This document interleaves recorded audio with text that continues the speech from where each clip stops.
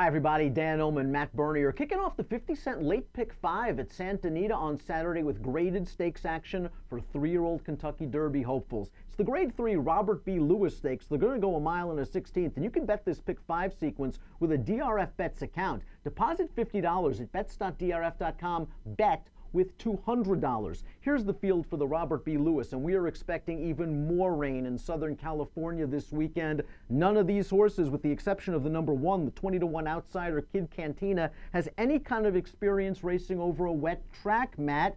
And that might be somewhat of a concern for these favorites. Let's start with the 5, Mucho Gusto. Mucho Gusto is a very fast horse who ran into just a little bit better from the Baffert barn last time out in Improbable. What'd you think of the Los Al Futurity? Did you think the distance was too far? Did you think Improbable was just too much Haas? I'm not willing to give up on Mucho Gusto as a router. I think he will be better as a sprinter, but I think he deserves another shot at this trip. Yeah, I mean, from a distance standpoint, I don't know that I think additional distance is going to be to his liking, but at the same time, you know, I have such a difficult time, especially with these early 3-year-olds or even the late 2-year-old races. I mean, if you took Improbable out of the race, everyone's looking at Mucho Gusto saying an open length win in a grade 1. He's the bee's knees. Well, you know, unfortunately, his uncoupled stablemate just might be the best 3-year-old that there is. I thought it was a fine effort. I don't have any, it was inoffensive to me. I thought it was really solid. He went out there. Sure, he got a little bit tired at the end, but there are so many things.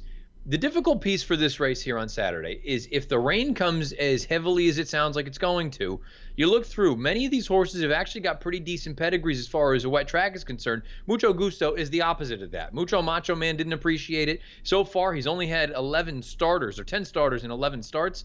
None of them have even hit the board, I don't believe. So we're talking about a horse that if you believe that the rain is going to be an issue, perhaps that's going to be to his undoing. I just look at it and say from a tactical standpoint, he has a tremendous edge.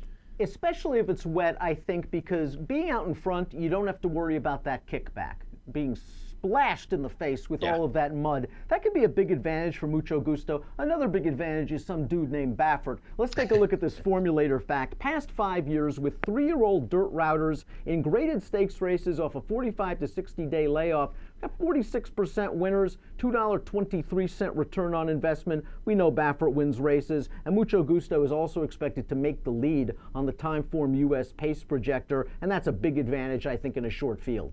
Well, and really, I think it just boils down to that. If you do believe, like the pace projector suggests, that he's just going to streak out there all by his lonesome on the front, they don't have it designated blue or red, but if he's by himself, I just think he's going to have a really, really difficult time kind of coughing this thing up unless he absolutely can't stand up on a wet track. We're going to learn a lot about the number 6, Nolo Contesto, who is second on the Timeform US pace projector in this race. He stretched out successfully to a mile last time out. I thought he ran well. The pace was not very fast, and it's probably going to be at least a little bit faster in the Lewis. But he was 3 wide most of the way. I liked the way he wore down the favorite late. I thought his gallop out was rock solid. And from this outside post, he'll be tracking Mucho Gusto. He's probably going to be gearing up on the turn.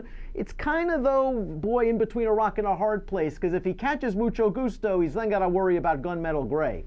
Yeah, to me, this could be a little bit of a 2-speed number in a race like this, where he takes up the chase, isn't able to run down a horse like Mucho Gusto, but is able to hold off the other horses. I agree with you. That maiden race, I thought he was impressive. He was wide that day. I know Santa Anita, it was a speed-friendly track that day, and there wasn't much speed signed on.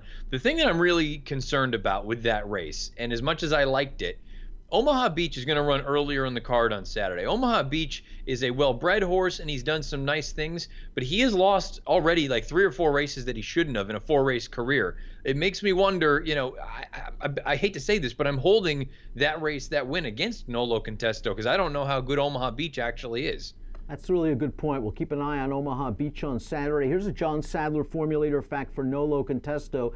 He knows where to place these lightly raced horses. Past 5 years, 3-year-old last out maiden winners in dirt routes, 33% winners, 317 ROI. I think Joel's going to try to break, stay outside. Again, doesn't want any kind of kickback. If this pace gets contested, you got to watch out for the 4, Gunmetal Gray, who came from way out of it to win the grade 3 sham last time out, going a mile at Santa Anita, eased widest in the stretch and just wore down those horses in the lane. This horse has credentials. Second in the American Pharaoh behind champion game winner. I don't think he ran badly in all of the Breeders' Cup Juvenile, went 5th behind that horse. This horse might just be getting started. Not worried about the additional distance. He just needs some pace because it appears he has no early speed.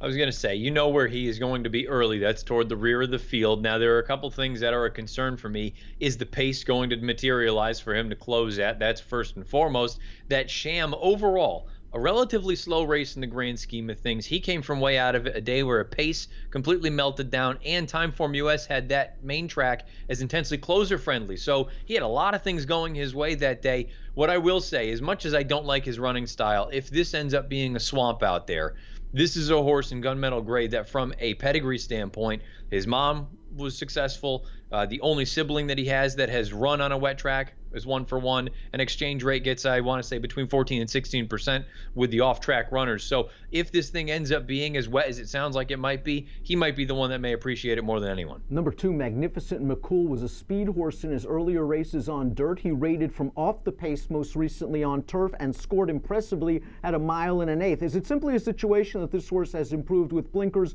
or do you think he's more of a turf horse all along? I mean, it could be a combination of a number of things, to be honest with you, because he did earn a fast enough figure at Los Alamitos in his third lifetime start on the main track. So that was without blinkers, and that was obviously on a dirt surface. So I don't really know where he stacks up just yet, but there was a part of me that thinks, okay, well, at least now he's gotten over that hump of finally winning a race and getting to the winner's circle. We'll find out. This might be a little bit too much too soon, but there's a part of me that's a little bit intrigued with him going forward. Do they revert to speed tactics, even with Mucho Gusto in this race, figuring, again, they don't want kickback, trying slop for the first time? He did seem a lot more effective relaxing on the turf last time. I guess that's the only concern, is that if all of a sudden you go and you get into him the minute the gates break and you go back to that kind of running style, and let's just say, even if it works, do you all of a sudden want to keep changing his running style? We've seen it so many times that when you do one thing or the other, it's difficult to change him back the other way. I think you finally got a good version of him, whether it was the turf, the blinkers, X, Y, and Z, whatever it was, but it was him coming from off of a relatively slow pace on the grass. I would still take him back and try to make that one run. Easy Shot, the number 3, I thought ran a sneaky good race at 87-1 in the sham when finishing behind Gunmetal Gray. That being said, this ex-maiden claimer is going to have to improve a little bit.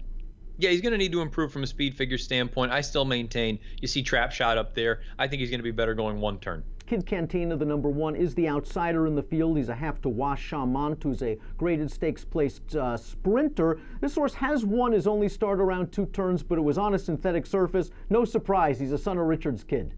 Yeah, look, no disrespect to the connections. You're taking a shot. I understand it's a short field. If he wins, the California group is just throw him up in the air. Let's take a look at our top selections for the Robert B. Lewis Stakes. And Mucho Gusto might be controlling this thing from the start. From a buyer standpoint, he ran a really fast race in the Los Alamitos Futurity, and he is yet another exciting prospect for Bob Baffert. In many ways, because of his tactical edge over Gunmetal Gray, he's the one to beat.